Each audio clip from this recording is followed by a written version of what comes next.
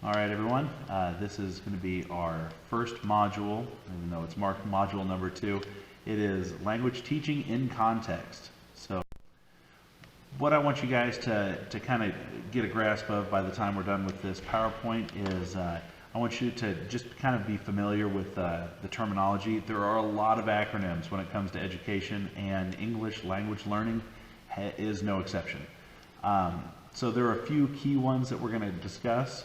I want us to also look at the history of how ELLs have kind of come into the fold of education, and just some important landmark events that have happened that kind of put ELLs where they are now. I also want us to look at the role and understand the role of language learning in teaching. And then last but not least, we're going to just kind of touch base on just the diversity that we have in Missouri and the groups of the student populations that you might expect or might not expect to see in your classroom.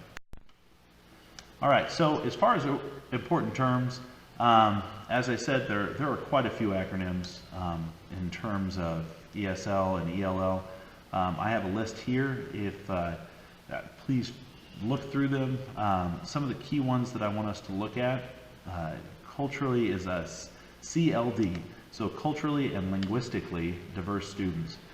This is kind of a newer term, and I really like this because this talks about how important the culture aspect is, as well as the language aspect when you have ESL students in your classroom. A lot of times we forget that, while they're also bringing another language into the class, that's not the only thing. They're also bringing their culture and what they consider to be their norms into the classroom, and that can be an amazing thing. And as an educator, we really need to push ourselves to embrace those cultures and share them, because that can enrich our classroom.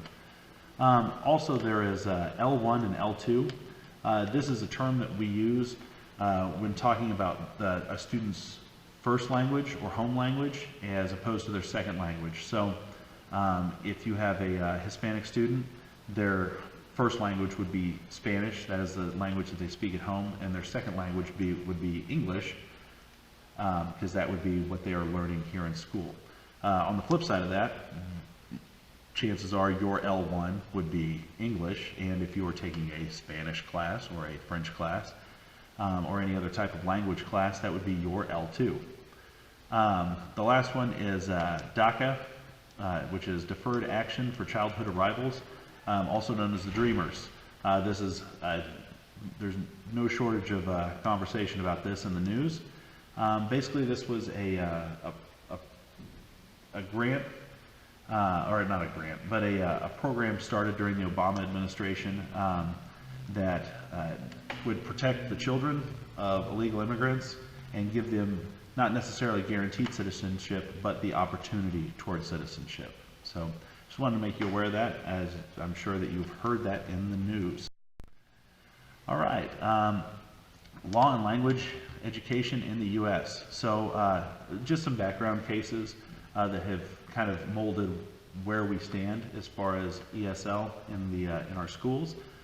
This first one is Myers versus Nebraska in 1923, and this is kind of an interesting one because when we think of the ESL population in schools, we don't tend to think of European families. So this was a German community that worked to get bilingual education in the schools. This was an important moment because it also kind of discusses the aspect of having a school and community. The first step is you want to make sure that everyone can communicate, and so this was a step towards that, making sure families were able to get the needs that they needed for communication. So this is Myers versus Nebraska. The second one, which you probably have covered in other classes, if not, this is a very important one. This is Filer versus Doe. There's a YouTube link. I encourage you to check it out.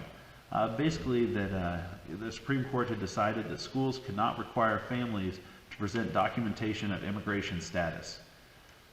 So that means that no matter what the status of the student is, or their family, that the schools don't have the right to ask about that, giving every child the chance for education. This is, as a teacher in a very diverse school, I can tell you that this is something that is more common than you'd think. And so this is a very, very important ruling. In the Laus versus Nichols, basically what this talked about, this was a ruling to make sure that that schools were able to provide unique instruction for kids who didn't speak English coming into the school. So, kind of just having schools really think about the infrastructure and how they were going to tackle the challenges of making sure that their curriculum was accessible to students who did not speak the English language. Castaneda versus Pickard. This is kind of the same, in the same breath.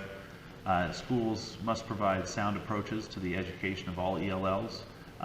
This ruling was basically just to make sure that schools have a plan, and that that plan is not something that they only do once and move on. That is something that they keep working through and evolving.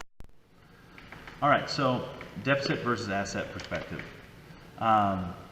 This is when we look at deficit. That is focusing on what students cannot do.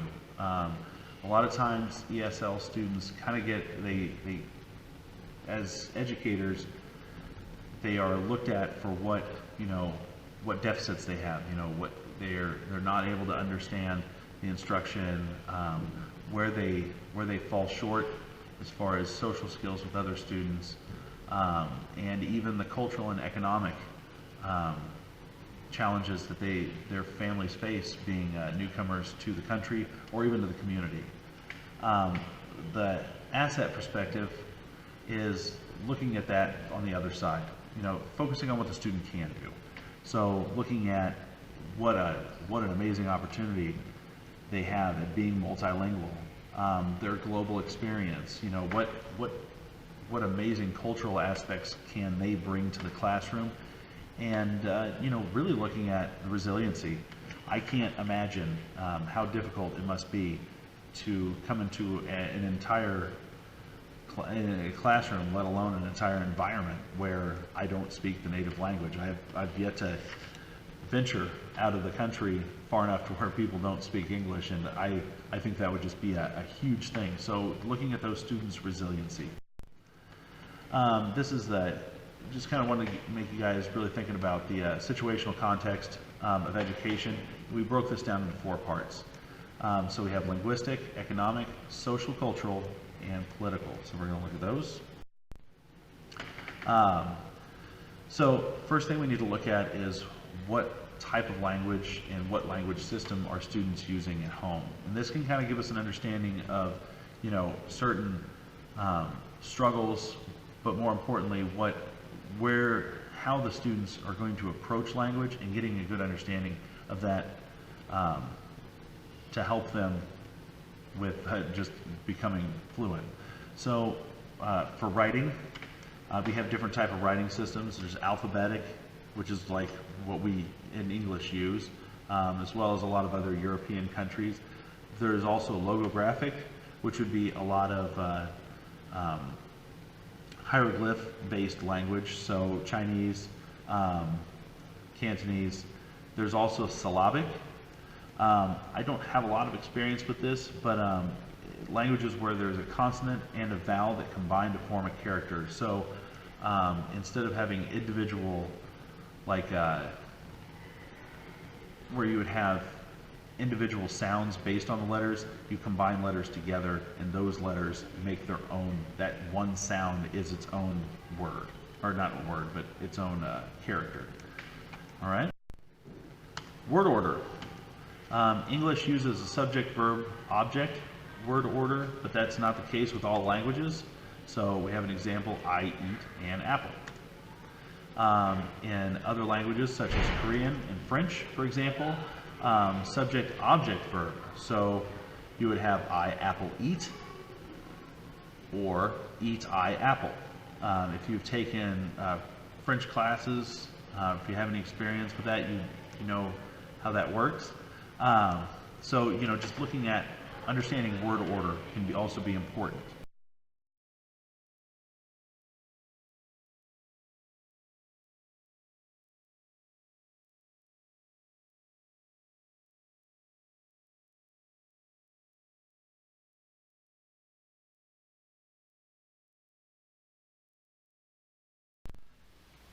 So with writing and and speaking as a good starting point, you also want to kind of take into consideration the economic context of these students in terms of education. For most of these students, as immigrant families, typically this will mean that they will be low socioeconomic. So these are going to be students that are coming up from very meager upbringings, parents that are working, long hours, probably having to work quite a bit more than be home. So, not looking at this once again as a deficit, but looking at this as as an understanding of where these students are coming from, and just kind of the struggle that is real. As far as how these students are having to cope outside of the classroom. All right, next we're going to be looking at the social and cultural context. This would be, religion, customs, gender roles, views on teaching and learning, family structure, and how we learn. So this is a really big part of it. As I said, I've got quite a bit of experience in teaching in a really diverse school. And I have found that religion plays a pretty big role. We have a really large Muslim population, and I have noticed that during summer school, if that falls under Ramadan and our older students are fasting, that can really affect how the learning process works. They're really tired, or they're hungry, at least at the beginning. So it's just something to take in, something to keep in the back of your mind. Customs, very important. A lot of different cultures look at customs. That definitely includes gender roles. There are still quite a few cultures that the male-female role is very defined, and some of our students really bring that with them in the classroom. Views on teaching and learning. As teachers in the U.S., we kind of teach our students to really speak out and to speak their opinion, but that's not necessarily the case in a lot of cultures. In a lot of Eastern Asian cultures, this would be frowned upon. The teacher is the end-all, say-all, and the student doesn't question. So family structure is very important. That can absolutely factor into the classroom, and this all affects how the student learns. All right, last but not least, absolutely not least, we have political context, legal status, fear of deportation, fear of stereotypes, discrimination. These are all very real things, and the news is absolutely not making this any less of a forefront topic. Legal status, I can say from experience that I had a couple, at least one student who had won an award in a art competition and did not come to that award ceremony to receive her award because her mom doesn't drive, because she's not a legal citizen, and if she gets pulled over, that's a big deal. So, this parent participation, this can be a big thing for that. It's just also it's a pressure.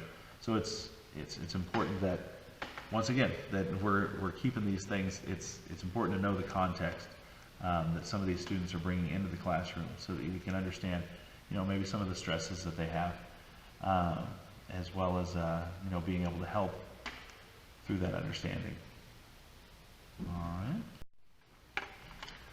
So, diverse learners in Missouri, there are a very wide variety of students that you can expect to have in your classroom. But some of the larger groups would be Latino, Somali, Karen, which are refugees from Myanmar, also known as Burma. Most of these students will be will identify as being from Thailand, just because that's where their refugee camps, and that's where a lot of them have fled to, or their families have fled to. Sudanese is a small community, but a lot of the Sudanese families came over through missionaries. And then we also have an Iraqi population, and that has to do with the U.S.'s involvement in Iraq. All right, so and these are just some of the groups. Definitely does not make up the entire list. I would encourage you to do a little bit of research on it. You'd be surprised how diverse this state in the middle of the U.S. is. All right, so just a quick wrap up. Thank you, by the way, for making it through this long presentation. We went through terms related to the field, that whole list of acronyms. That's not something you need to know by heart, but be familiar, especially with the ones that we went over. Legal history of ELLs in the United States.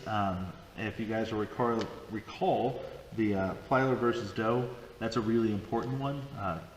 And it just kind of gives us, as I said, a context of where our ESLs are and kind of how schools embrace and accommodate our ESL population. Next, the role of context. So, looking at the linguistic context, social, cultural, economic, and political. So, thank you very much, you guys. Please make sure to participate in the discussion post, which will be due on Thursday, and your 2 responses are on Sunday. Have a great day.